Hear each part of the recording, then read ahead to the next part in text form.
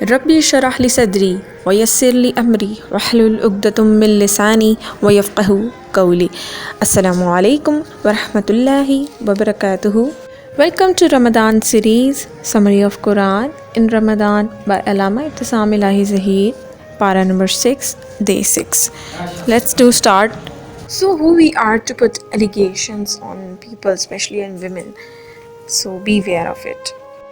اس پارے میں اللہ سبحانہ تعالیٰ نے اس امر کا بھی ذکر کیا ہے کہ یہودی اپنی دانست میں عیسیٰ علیہ السلام کو شہید کر چکے تھے، یعنی وہ ان کے بقول وہ حضرت عیسیٰ علیہ السلام کو معاذ اللہ شہید کر چکے تھے، حالانکہ وی نو اینڈ اٹس آر ایمان کہ اللہ تعالیٰ فرماتے ہیں کہ عیسیٰ علیہ السلام کو یقیناً شہید نہیں کیا گیا، بلکہ اللہ تعالیٰ نے ان کو آسمانوں کی سمت اٹھا لیا تھا۔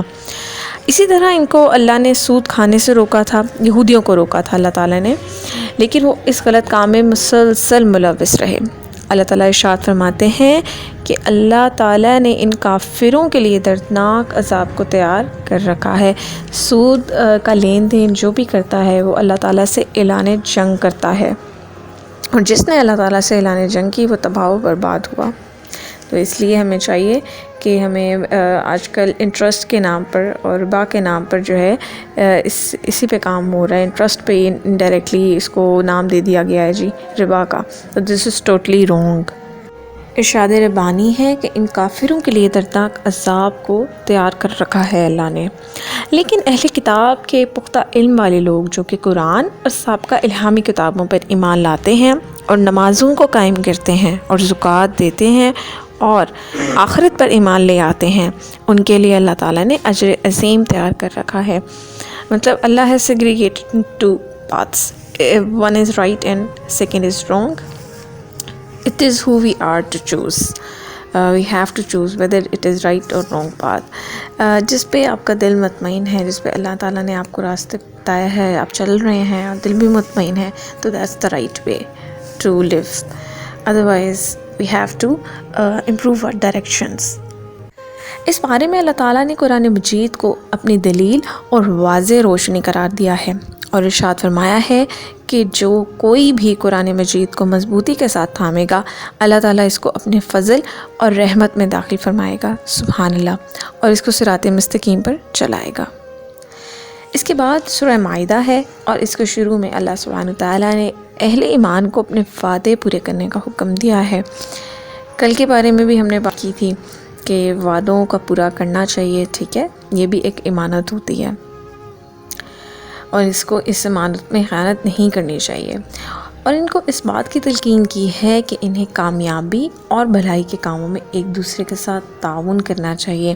مطلب کوئی اچھا کام کر رہا ہے، we have to support it, اور کوئی if someone is moving towards the success, you have to support them either way. گناہ اور ظلم کے کاموں میں ایک دوسرے کے ساتھ تعاون نہیں کرنا، لیکن آپ جہاں دیکھیں جہاں ظلم و زیادتی کا کوئی شکار ہے تو وہاں پہ آپ کو اس کے خلاف بولنا چاہیے، اس کا ساتھ نہیں دینا چاہیے۔ اس بارے میں اللہ تعالیٰ نے یہ بھی ارشاد فرمایا ہے کہ آج میں نے تمہارے لیے تمہارا دین مکمل کر دیا اور اپنی نعمت تم پر پوری کر دی، اور اسلام کو بحیثیت دین تمہارے لیے پسند کر لیا ہے، انکوٹ۔ امام بخاری، امام مسلم اور امام احمد رحمۃ اللہ علیہ نے طارق بن شہاب رضی اللہ عنہ سے روایت کی ہے کہ ایک یہودی حضرت عمر بن خطاب رضی اللہ عنہ کے پاس آیا اور کہا، اے امیر المومنین، آپ لوگ اپنی کتاب میں ایک ایسی آیت پڑھتے ہیں، اگر وہ ہم پر نازل ہوتی تو ہم اس دن کو یوم عید بنا لیتے۔ انہوں نے پوچھا کہ وہ کون سی آیت ہے، تو یہودی نے آیت مذکورہ بالا کا ذکر کیا جو میں نے ابھی اوپر ایکسپلین کی ہے۔ اس سورہ میں اللہ سبحانہ تعالیٰ نے اہل ایمان کو مومنہ عورتوں کے ساتھ ساتھ اہل کتاب کی پاک دامن عورتوں سے بھی نکاح کی اجازت دی ہے۔ مطلب مردوں کو اللہ تعالیٰ نے بتا دیا کہ کس کے ساتھ نکاح کرنے کی اجازت ہے، جو مومن عورتیں ہیں اور جو اہل کتاب میں پائی جاتی ہیں عورتیں، جو مطلب کرسچنس ہیں، اہل کتاب جو ہیں، ان کے ساتھ وہ نکاح کر سکتے ہیں۔ لیکن ساتھ ساتھ یہ بات بھی واضح کرتی ہے کہ عورتیں کس سے نکاح کر سکتی ہیں۔ اللہ تعالیٰ نے فرمایا ہے کے ساتھ ساتھ اہل کتاب کے پاک دامن عورتوں سے بھی نکاح کی اجازت دی ہے، لیکن یہ بات یاد رہنی چاہیے کہ سورہ بقرہ اور سورہ ممتحنہ کے مطابق مسلمان عورتوں کو صرف مسلمان مردوں ہی سے شادی کرنی چاہیے، کیونکہ انہوں نے ایک they are about to run the generation۔ سورہ مائدہ میں اللہ تعالیٰ نے عیسائیوں کے اس قول کا رد کیا کہ وہ معاذ اللہ عیسیٰ علیہ السلام کو اللہ کہتے ہیں۔ اللہ تعالیٰ فرماتے ہیں کہ اگر اللہ تعالیٰ عیسیٰ علیہ السلام، ان کی والدہ مریم علیہ السلام اور زمین پر جو کوئی بھی موجود ہے ان کو فنا کے گھاٹ اتار دے تو اللہ تعالیٰ کو کون پوچھ سکتا ہے؟ No one can question۔ اس سورہ میں اللہ سبحانہ تعالیٰ نے موسیٰ علیہ السلام کا واقعہ بیان فرمایا ہے کہ انہوں نے اپنی قوم سے کہا، اللہ نے تم پر جو انعامات کیے ہیں ان کو یاد کرو، تمہیں انبیاء مبعوث کیے گئے اور تم کو بادشاہت عطا کی گئی اور تم کو وہ کچھ عطا کیا جو کائنات میں کسی دوسرے کو نہیں ملا۔ اللہ کے احسانات کا احساس دلانے کے بعد حضرت موسیٰ علیہ السلام نے اپنی قوم کو کہا، اے میری قوم، تم لوگ ارض مقدس میں داخل ہو جاؤ۔ انہوں نے کہا، اگر تم لوگ ارض مقدس میں داخل ہو جاؤ گے تو یقیناً تم غالب آؤ گے۔ اگر تم مومن ہو تو صرف اللہ پر بھروسہ رکھو۔ اس حوصلہ افزا بات کو سن کر بھی وہ بزدل بنے رہے اور کہنے لگے، اے موسیٰ علیہ السلام، جب تک وہ لوگ وہاں رہیں گے ہم لوگ وہاں کبھی نہیں جائیں گے، اور تمہارا رب جائے اور جنگ کرے، ہم تو یہاں بیٹھے ہیں۔ موسیٰ علیہ السلام اس سارے منظر کو دیکھ کر بہت رنجیدہ ہوئے اور اللہ کی بارگاہ میں کہنے لگے، اے میرے رب، مجھے اپنے اور اپنے بھائی کے علاوہ کسی پر کوئی اختیار حاصل نہیں، بس تو ہمارے اور نافرمانوں کے درمیان فیصلہ کر دے۔ موسیٰ علیہ السلام کی نافرمانی کی وجہ سے بنی اسرائیل کے لوگ منزل سے بھٹک گئے اور 40 برس تک در بدر کی ٹھوکریں کھاتے رہے۔ آج ہمیں بھی اپنے حالات پر غور کرنے کی ضرورت ہے۔ کہیں ہماری محرومی اور زوال کی وجہ اللہ اور اس کے رسول اللہ صلی اللہ علیہ وآلہ وسلم کے راستے سے ہٹنا تو نہیں ہے؟ مجھے یہ بات ایک سمجھ میں نہیں آتی، ہم اپنی ہر خوشی میں اللہ کو ناخوش کرنے والے کام کیوں کرتے ہیں؟ ہم اپنے ہر عمل کو اٹھا کر دیکھ لیں تو بڑی ایک ہمیں مایوسی ہوتی ہے۔ اگر میں اکنامیکل کرائسس کی بات کروں تو ہم اپنا رول دیکھیں کہ ہم کتنا رول پلے کر رہے ہیں۔ جیسی عوام ہوگی ویسے حکمران ان پر مسلط کر دیے جائیں گے، یہ اللہ تعالیٰ کا فرمان ہے۔ تو ہمیں صرف اور صرف کسی کو بھی ٹارگٹ کرنے کی ضرورت نہیں ہے۔ سب سے پہلے ہمیں خود کو جاننا چاہیے، خود کی اصلاح کرنا چاہیے۔ جس نے اپنے آپ کو پہچان لیا اس نے رب کو پہچان لیا۔ So work on ourselves rather to criticize others and the situations and conditions۔ اس سورہ میں اللہ تعالیٰ نے آدم علیہ السلام کے 2 بیٹوں کے اختلاف کا بھی ذکر کیا ہے۔ اللہ نے ایک بیٹے کی قربانی کو قبول کر لیا جبکہ دوسرے کی قربانی قبول نہ ہوئی۔ جس کی قربانی قبول نہیں ہوئی تھی اس نے اپنے بھائی کو حسد کا شکار ہو کر بلا وجہ شہید کر دیا۔ اللہ تعالیٰ نے حضرت آدم علیہ السلام کے بیٹوں کے واقعہ کو بیان فرما کر انسان کے قتل کی شدید مذمت کی ہے۔ اللہ تعالیٰ فرماتے ہیں کہ جو ایک انسان کا ناحق قتل کرتا ہے وہ ایک انسان کا قتل نہیں کرتا بلکہ پوری انسانیت کا قتل کرتا ہے، اور جو ایک کو زندہ کرتا ہے وہ ایک کو زندہ نہیں کرتا، وہ پوری انسانیت کو زندہ کرتا ہے۔ اور آج کل ہم اگر اپنے ارد گرد دیکھیں تو ہم کیا کچھ نہیں ہو رہا، ہم لوگ کس طرح سے قتل عام بڑھ چکا ہے۔ ذرا سا ایسی بات پر شیطان بھڑکاتا ہے اور لوگ ایک دوسرے کا قتل کر دیتے ہیں، جائیداد کے مسئلوں پہ قتل کر دیتے ہیں۔ حالانکہ جائیداد کی ایک ایک تقسیم اور ایک ایک حکم کے بارے میں اللہ تعالیٰ نے واضح ارشاد فرما دیا۔ اگر ہم ان سب چیزوں پر عمل پیرا ہوں تو قتل ہی کیوں کریں؟ ایک قتل پوری انسانیت کا قتل ہے، گویا تمام انسانوں کو مار دیا اس شخص نے۔ تو اللہ تعالیٰ ہمیں صراط مستقیم پہ چلائیں، آمین، اور عمل کرنے والا بنائیں، آمین یا رب العالمین۔ آگے چلتے ہیں۔ آگے اس سورہ میں اللہ تعالیٰ نے زمین پر فساد پھیلانے والوں کے لیے سخت سزا کو تجویز کیا ہے کہ ان کو پھانسی دے دینی چاہیے یا ان کو قتل کر دینا چاہیے۔ اچھا، ہمیں زمین پر امن پھیلانا چاہیے۔ اب ہم اپنے گرد و نواح میں دیکھیں تو what we are doing, we are getting the aggressive mob of crimes، جو کہ صرف اور صرف فساد پھیلا رہے ہیں یا جو انتشار پھیلا رہے ہیں۔ ہم لوگ امن کی کوئی بات نہیں کرتا، ہر کوئی اگریسو ہوا ہوا ہے، آؤٹ آف کنٹرول ہوا ہوا ہے۔ کوئی بات ہو رہی ہے پولیٹیکل پوائنٹ آف ویو سے، اکنامیکل پوائنٹ آف ویو سے، we just got aggressive rather come to the solution. تو اللہ تعالیٰ نے ایگریسو موب آف کرائمز جو ہیں اس کے بارے میں یہ تجویز کی ہے کہ ان کو سخت سزا ملے گی، ان کو پھانسی دے دینی چاہیے یا قتل کر دینا چاہیے، اور ان کے ہاتھوں اور پیروں کو کاٹ دینا چاہیے یا ان کو جلا وطن کر دینا چاہیے. یہ دنیا میں ان کے کی سزا ہے، اور آخرت کا عذاب تو انتہائی دردناک ہے.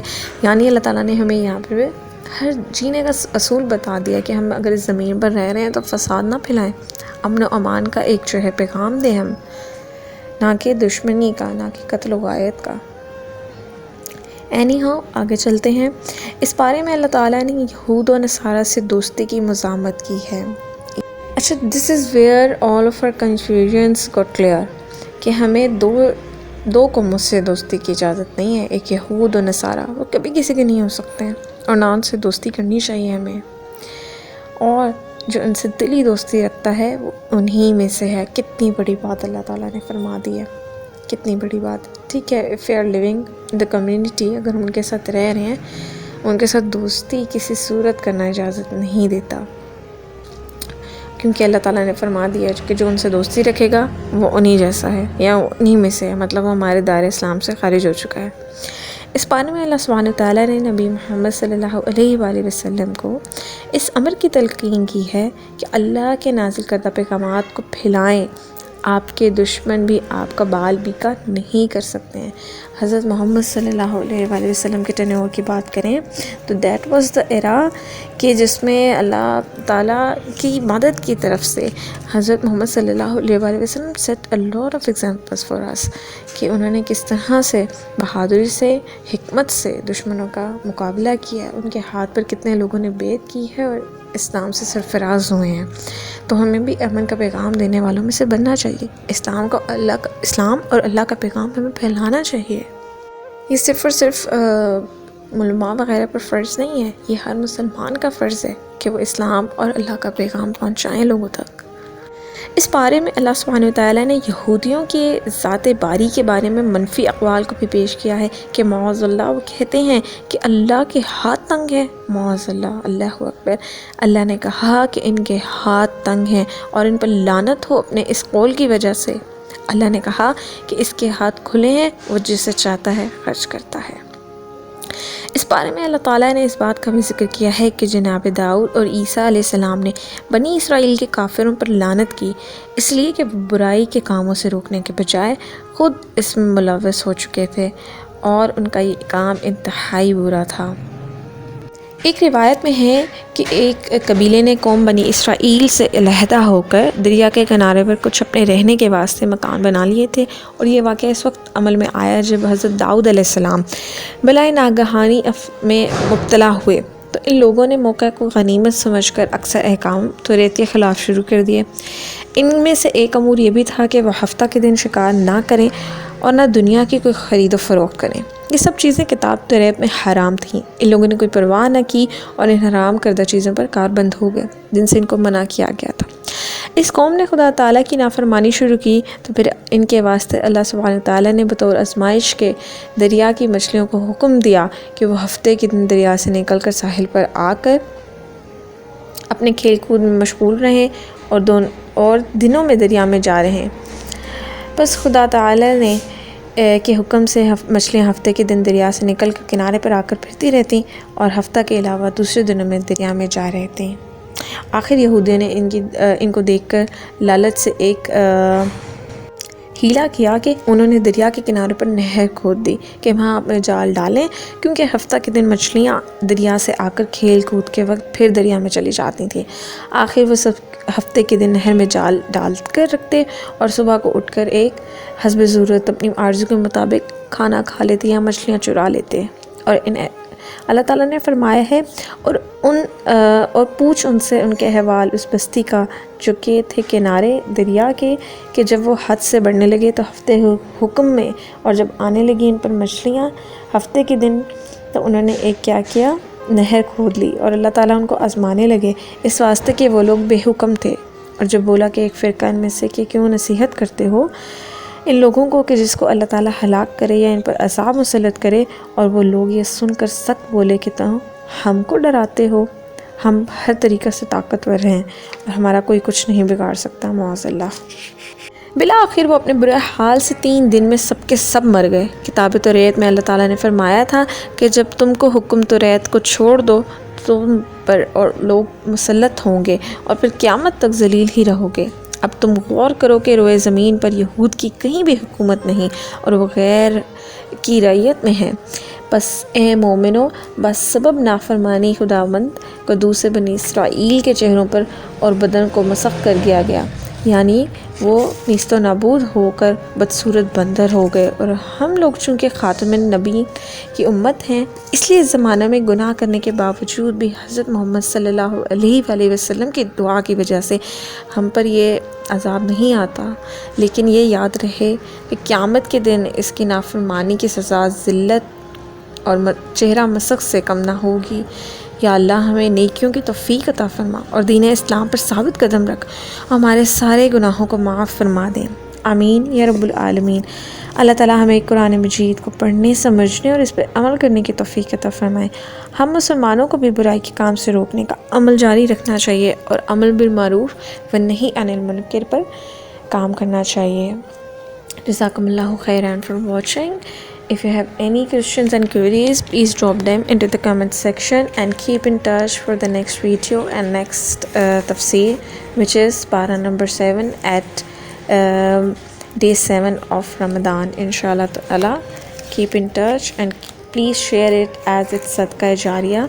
ہم نہیں جانتے کہ کب کس کے بعد اللہ تعالیٰ جو ہے راہ ہدایت چن لیں کسی کے لیے، اور کس کے لیے اللہ تعالیٰ جو ہے اس کو ذریعہ بنا دے راہ ہدایت کے لیے.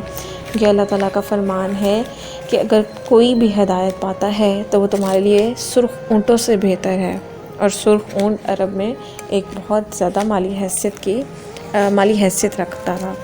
تو اللہ تعالیٰ ہم سب کو امر بالمعروف و نہی عن المنکر پر عمل پیرا کرنے کی توفیق عطا فرمائے. آمین یا رب العالمین.